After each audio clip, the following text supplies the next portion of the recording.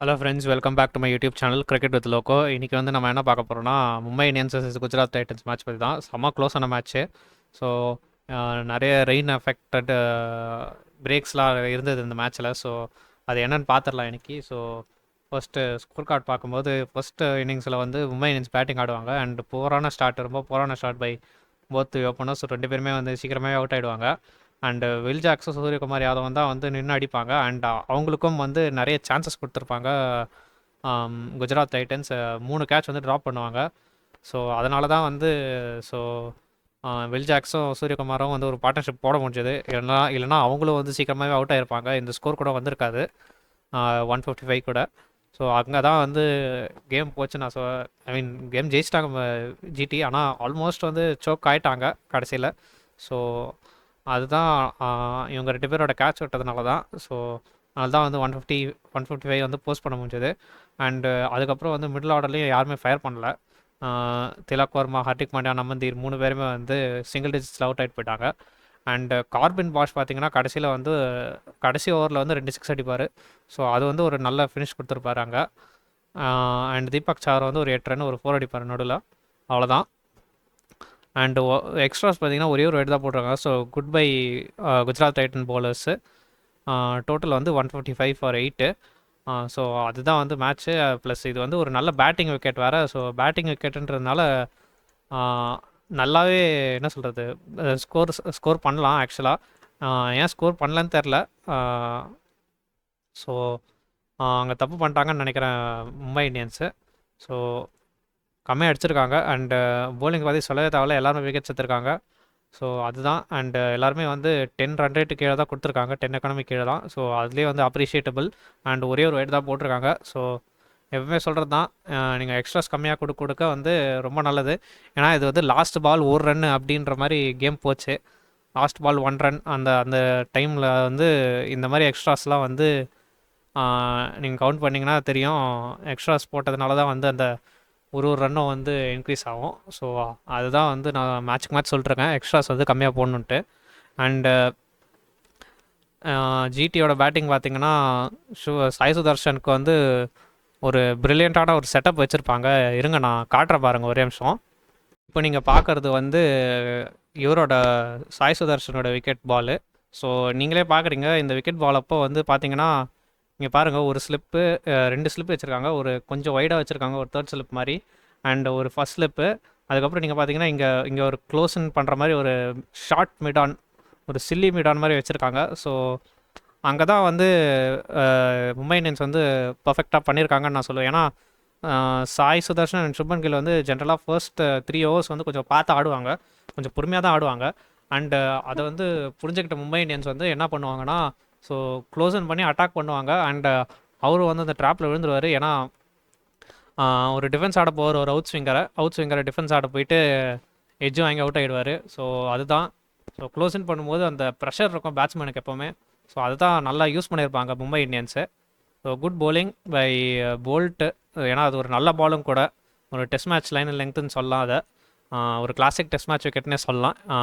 ஒரு outswinger to the left hand batsman taking the outside edge. So good bowling by Boult. So இப்போ நம்ம அடுத்து பார்த்துடலாம். And அடுத்து நீங்கள் பார்க்குறது வந்து இவர் சாய் சுதர்ஷன் அவுட் ஆனதுக்கப்புறம் அந்த ஓவர் வந்து அந்த பவர் பிளே ஓவர்ஸ் ஃபுல்லாகவே வந்து என்ன பண்ணியிருப்பாங்கன்னா, மிட் ஆஃபை வந்து கொஞ்சம் க்ளோஸன் பண்ண வச்சுருப்பாங்க. அவங்கள வந்து சிங்கிள்ஸ் அடிக்க விடாமல் வந்து இது பண்ணியிருப்பாங்க. நீங்களே பார்க்குறீங்க, மிடான் வந்து கொஞ்சம் உள்ளே இருக்கார். ஸோ அதுதான். ஸோ அகைன் ஷார்ட் மிட் விக்கெட்டிங்கு, எங்கேயும் வந்து சிங்கிள் அடிக்க முடியாது. அண்ட் அதே தான் வந்து ஆஃப் சைட்லேயே வச்சுருப்பாங்க. அது ஆஃப் சைடில் காமிக்க முடியலனால. ஸோ அதே தான் வந்து ஆஃப் சைட்லேயும் இங்கே ஒரு short cover and mid off வந்து கொஞ்சம் க்ளோஸன் பண்ணி வருவார். அதுதான் பண்ணியிருப்பாங்க. அது நீங்களே பார்க்குறீங்க, பும்ராவோட ஓவர் ..2. இந்த டாட்ஸுக்கான காரணமே வந்து இந்த இந்த ஃபீல்டர்ஸ் உள்ளே வர்றதுனால தான். நீங்களே பார்க்குறீங்க, இந்த பால் வந்து இவர் நேராக மிட்டான்னு கடிச்சிருக்காரு. அண்ட் ஆக்சுவலாக அந்த பால் வந்து நல்லா டைம் பண்ணுவார். ஆனால் நேராக ஃபீல்டருக்கு அடிச்சிருவார். அதனால தான் க்ளோஸன் பண்ணுறதுனால வந்து அந்த சிங்கிள் கூட அவங்களால அடிக்க முடியல. So good fielding strategy by Mumbai Indians. ஏன்னா க்ளோஸன் பண்ணுறதுனால வந்து ப்ரெஷர் ஆகி வந்து அவங்க பவர் பிளேயில் வந்து சரியாக ரன்ஸே அடிக்க மாட்டாங்க. ஸோ அதுதான் நல்லா இருந்தது பார்க்கறதுக்கு மும்பை இந்தியன்ஸ் கிட்டேருந்து. அதான் சொல்லணும்னு நினச்சேன். ஸோ ஸோ நம்ம அடுத்து பார்த்துடலாம். அண்ட் அடுத்து பார்த்தீங்கன்னா வந்து சுப்மன் கில்லுக்கும் வந்து ஒரு கேட்ச் ட்ராப் ஆகிடும். ஆக்சுவலாக இவர் ட்ராப் பண்ணுறாரு திலக் வர்மா அஸ்வினி குமாரோட போலிங்கில். ஸோ அங்கேயும் ஒரு காஸ்ட்லியான மிஸ்ன்னு சொல்கிறோம், ஏன்னா கொஞ்சம் நல்லா ஆடிடுவார் அதுக்கப்புறம் கில்லு. அண்ட் அதுக்கப்புறம் வந்து ஜாஸ் பட்லரும் சுப்மன் கில்லும் தான் வந்து அந்த ஒரு நல்ல பார்ட்னர்ஷிப் போட்டிருப்பாங்க நடுவில். அண்டு அதுக்கப்புறம் வந்து இவர் அவுட் ஆகிடுவார், ஜாஸ் பட்லர் வந்து அஸ்வினி குமார் கிட்ட எட்ஜ் வாங்கி அவுட் ஆகிடுவார். ஒரு இன்சைட் எட்ஜ் வாங்கி ரிக்கில்டன் பிடிச்சிடுவார் கீப்பர். ஸோ அதுக்கப்புறம் வந்து ஷெஃப்ரின் ரதர்ஃபோர்டு வந்து ஒரு கேமியோ ரோல் ஆடிட்டு போயிட்டார் அந்த நடுவில் வந்துட்டு. ஸோ ப்ரெஷர்லாம் ரிலீஸ் ஆயிடுச்சு அப்போது. ஸோ 28 of 15 2 4s 2 6s அடிச்சுட்டு அவர் போல்ட் கிட்ட எல்பிடபிள்யூ ஆகிடுவார், ஒரு நல்ல பால். அண்ட் அதுக்கப்புறம் பார்த்தீங்கன்னா அதுக்கப்புறம் தான் வந்து ட்ராமாவே ஆரம்பிச்சுது. ஸோ அதுக்கப்புறம் வந்து பும்ரா வந்து ஒரு ஓவர் போடுவார், பயங்கரமாக போடுவார் சுப்மன் கில்க்கு அகேன்ஸ்டாக வந்து ஒரு சூப்பரான பால் போட்டிருப்பாரு. அண்டு அதுக்கப்புறம் ஷாருக் கானுக்கும் அதே தான். ஷாருக் கானுக்கும் வந்து ஒரு சூப்பரான பால் போடுவார். ஆனால் ஷாருக் கான் வந்து இப்போ அட்டாக் பண்ண போவார் பும்ராவை, அது ஏன்னு எனக்கு தெரில, ஒரு ஸ்லாக் மாதிரி ஒன்று ஆட போவார். ஸோ அது தவிர்த்துருக்கலாமோ தோணுது எனக்கு ஷாருக் கான் கிட்டேருந்து. அது மேபி தவிர்த்துருக்கலாம். அண்ட் நடுவில் வந்து இது ரெயின் பிரேக்ஸ் வந்ததுன்னு சொன்னல. ஸோ ஃபர்ஸ்ட்டு பாப்லே முடிஞ்ச உடனே சொல்ல முடியாது, கொஞ்சம் நேரம் கழிச்சு ஒரு பிரேக் வந்தது. அப்போ வந்து ஸ்ட்ராட்டஜிக் டைம் அவுட் எடுத்துட்டாங்க. பவர் முடிஞ்சோடனே ஸ்ட்ராட்டஜிக் டைம் அவுட் எடுத்தாங்க மும்பை இந்தியன்ஸு. அண்ட் அதுக்கப்புறம் கொஞ்சம் நேரம் கழிச்சு ஒரு ரெயின் பிரேக் வந்தது. அதுக்கப்புறம் நீங்கள் பார்த்தீங்கன்னா அதுக்கப்புறம் பிளேயர் ரெசியூம் ஆயிடுச்சு சேம் 20 ஓவர்ஸ்லேயே. அண்ட் அதுக்கப்புறம் தான் வந்து இந்த சுப்மன் கில், ஜாஸ் பட்லர், ரிதர்ஃபோர்ட்லாம் வந்து அவுட் ஆனாங்க. ஸோ அந்த பாஸ் ஆஃப் கேம் பிளே வந்து அஃபெக்ட் ஆயிருக்குன்னு நினைக்கிறேன் ஜிடியோட பேட்டர்ஸ் கிட்ட. ஸோ அதுதான். அண்டு ராகுல் டெவாட்டியா அண்டு ஜெரால் கோட்ஸேயா ஆக்சுவலாக செகண்ட் டைம் வந்து ஒரு ரெயின் பிரேக் வரும். அப்போ வந்து 132 இருப்பாங்க ஜிடி, அண்ட் 137 தான் வந்து பார் ஸ்கோராக இருக்கும். ஸோ என்ன ஆகும் தெரில match. So 28 required off I think 28 required off இதுன்னு வரும், லைக் 12 பால்ஸ் அப்படின்னு இருக்கும். அந்த டைமில் வந்து மழை பெய்யும் போது என்ன பண்ணுவாங்கன்னா, ஓகே இதோட மேட்ச் முடிஞ்சிச்சுன்னு நினச்சிட்டு இருந்தாங்க எல்லாருமே. ஆனால் மேட்ச் திரும்பி ரெஸ்யூம் ஆச்சு. 1 over 15 runs to இன்னுன்ற மாதிரி வந்துச்சு. ஸோ அப்போ தான் வந்து ராகுல் டெவாட்டி ஆடுவார். ராகுல் டெவாட்டியை வந்து 1 over 15 runs அப்போது ஃபஸ்ட்டு பால் வந்து 4 அடிச்சிருவார். ஃபஸ்ட்டு பால் 4 அடிச்சுட்டு அதுக்கப்புறம் வந்து ஒரு சிங்கிள் அடிச்சிருவார். சிங்கிள் அடித்ததுக்கப்புறம் என்ன ஆகும்னா கொச்சே ஸ்ட்ரைக் வரும்போது அவருக்கு வந்து தீபக் சார் தான் போடுவார் அந்த ஓவரை. ஸோ தீபக் சார் வந்து ஒரு ஸ்லாட்டில் வந்து ஒரு பால் போடுவார் கொச்சையாக்கு அவுட் சைட் ஆஃப் ஸ்டம்பில், அவர் 6 அடிச்சிருவார். ஸோ அதுலேயே வந்து ஆல்மோஸ்ட் மேட்ச் முடிஞ்சிடுச்சு. ஸோ அதுக்கப்புறம் மேட்ச்சு சரி இதுக்கப்புறம் கை விட்டு போயிடுச்சுன்னு பார்த்தா ஆக்சுவலாக இன்னும் சான்ஸ் இருந்திருக்கு. லைக் இன்னும் கொஞ்சம் ரன்ஸ் அடிக்கணும். ஸோ 4 runs அடிக்கணும். அதை வந்து எப்படி அடிப்பாங்க அப்படின்றது ஒன்று இருக்குல்ல. ஸோ அது வந்து என்ன பண்ணாங்கன்னா 4 runs of 3 balls இருக்கும். அப்போ வந்து தீபக் சார் வந்து ஒரு ரன்னு கொடுப்பாரு. அப்புறம் ஒரு ரன்னுக்கு அப்புறம் பார்த்தீங்கன்னா ஒரு நோ பால் போட்டுருவார் ஓவர் ஸ்டெப் பண்ணி ஆக்சுவலாக. ஸோ 1 run ப்ளஸ் இது வேறு. ஸோ 2 of 3ன்னு இருக்கும். அதுக்கப்புறம் ஒரு சிங்கிள் அடிச்சிருவாங்க. ஸோ 1 of 2ன்னு இருக்கும். 1 of 2 இருக்கும்போது கொச்சே வந்து அவுட் ஆகிடுவார். ஸோ இன்னும் ட்ராமா ஆகிடும். அண்டு லாஸ்ட் பாலில் 1 run அடிக்கணும். 1 run அடிக்கணுன்றப்போ இவர் ஆடுவார் அர்ஷத் கான். நேராக மிட் ஆஃப் கிட்ட அடிச்சுடுவார் ஹர்திக் பாண்டியா கிட்ட அடிச்சுட்டு ஓடலான்னு பார்ப்பாரு. ஆனால் கண்டிப்பாக அதில் ரன்னே கிடையாது. ரன் இல்லைன்றப்போ எப்படி ஓட முடியும்? ஆனால் ஓடிட்டார். ஏன்னா ஹர்திக் பாண்டியா வந்து மிஸ் பண்ணுறாரு ஸ்டம்ப்ஸை. அண்டு சூரியகுமார் யாதவும் அங்கே பேக்கப் பண்ணாமல் மேபி கொஞ்சம் சீக்கிரமாக வந்து பேக்கப் பண்ணியிருக்கலாம். Maybe Suryakumar Yadav or Deepak sir யாராவது ஒருத்தாங்க. தீபக் சார் வந்து ஒரு போலிங் ஸ்ட்ரைட்டில் இருப்பார். ஸோ அவர் பேக்கப் பண்ணுறது கொஞ்சம் கஷ்டம் தான். ஸோ சூரியகுமார் யாதவ் வந்து கொஞ்சம் க்ளோஸ்ன்னு பண்ணி வந்துட்டு இருந்தார்.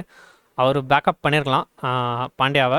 ஸோ பரவாயில்ல. ஆனால் இந்த எண்ட் வந்து நல்ல ஒரு போலிங் எஃபர்ட் தான் இப்போ மும்பை இந்தியன்ஸு. ஸோ நல்லா போட்டிருப்பாங்க மேட்ச் ஃபுல்லாக. 150 டிஃபெண்ட் பண்ணுறது வந்து அதுவும் அந்த மாதிரி ஒரு பிச்சில் வந்து கொஞ்சம் கஷ்டம்தான். அண்டு நடுவில் வந்து நிறைய காற்றடிச்சது, மழை பெஞ்சது, அதெல்லாம் வந்து கொஞ்சம் அட்வான்டேஜாக இருந்தது மும்பை இந்தியன்ஸுக்கு. ஸோ அதுதான். அண்டு நீங்கள் இவங்களுக்கும் ஜிடிக்கும் வந்து மும்பை இந்தியன்ஸுக்கும் இருக்கிற பெரிய டிஃப்ரென்ஸே வந்து அவங்களோட எக்ஸ்ட்ராஸ் தான். நீங்களே பார்க்குறீங்க, நோ பால் 3 நோ பால் போட்டிருக்காங்க அண்ட் 6 வைடு கொடுத்துருக்காங்க. ஸோ 9 எக்ஸ்ட்ரா அவங்களே கொடுக்குற ரன் இதுதான். ஸோ அதுதான் வந்து கொடுக்கக்கூடாதுன்னு நான் சொல்கிறேன். மேட்ச்க்கு மேட்ச் சொல்கிறேன் நான். அதுவும் கடைசி ஓவரில் போய் அந்த நோ பாலை போட்டார், அதுதான். ஏன்னா லாஸ்ட் பாலில் வந்து ஒரு ரன் அடிக்கிற சுச்சுவேஷன் வரும், அந்த ஓவரில் தான் நோ பாலே போடுவார். ஸோ அதுக்கு முன்னாடி பால் தான், அதுக்கு 2 பால் முன்னாடி. ஸோ மேபி லாஸ்ட் ஓவர்லேயாவது வந்து தவிர்த்துருக்கலாமோன்னு தோணுது. ஸோ அதுதான் மேட்ச் இன்னைக்கு. ஸோ அப்படியே நம்ம இப்போ டேபிள் பார்த்துடலாம்.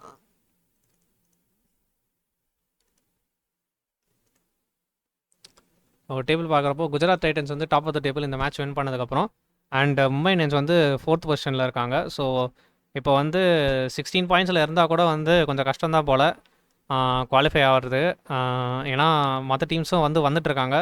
ஏன்னா எல்எஸ்ஜியும் வந்து 10 பாயிண்ட்ஸில் இருக்காங்க 11 கேம்ஸில். ஸோ 3 கேம்ஸ் வின் பண்ணால் அவங்களும் வந்து 16 வருவாங்க. அண்ட் இவங்க வந்து 11 பாயிண்ட்ஸில் இருக்காங்க. இவங்க வந்து 3 கேம்ஸ் வின் பண்ணால் 17 பாயிண்ட்ஸ் வந்துடுவாங்க கொல்கட்டா நைட் ரைடர்ஸு. ஸோ இவங்க வந்து 13ல் இருக்காங்க. இவங்க வந்து அடுத்த 3 கேம்ஸ் வின் பண்ணால் எவ்வளோ வரும், 2 2 2 6 19 வந்துடுவாங்க. ஸோ அதுதான் கொஞ்சம் டைட்டாக தான் போகுது பாயிண்ட்ஸ் டேபிள். ஸோ பார்க்கலாம், 16 பாயிண்ட்ஸ் வந்து is not enough for now. So எப்படி போகுதுன்னு பார்க்கலாம். அண்டு க்ளோஸ் கேம்ஸாகவே போயிட்டுருக்கு. நம்ம நேற்றுக்கும் பார்த்துருப்போம், முந்தா நேற்றும் அதே மாதிரி தான்.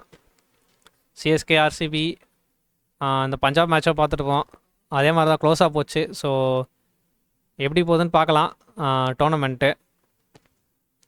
ஸோ இதோட வீடியோ முடிச்சுக்கிறேன். உங்களுக்கு இந்த வீடியோ பிடிச்சிருந்தா லைக் பண்ணுங்கள். அதே மாதிரி உங்கள் ஃப்ரெண்ட்ஸ் யாராவது கிரிக்கெட் பார்ப்பாங்கன்னா அவங்களுக்கு ஷேர் பண்ணி விடுங்க. அண்டு மறக்காமல் சேனலை சப்ஸ்கிரைப் பண்ணுங்கள். அப்போ தான் நான் டெய்லி போஸ்ட் பண்ணுற வீடியோஸ் வந்து உங்களுக்கு வரும். தேங்க்யூ, பாய்.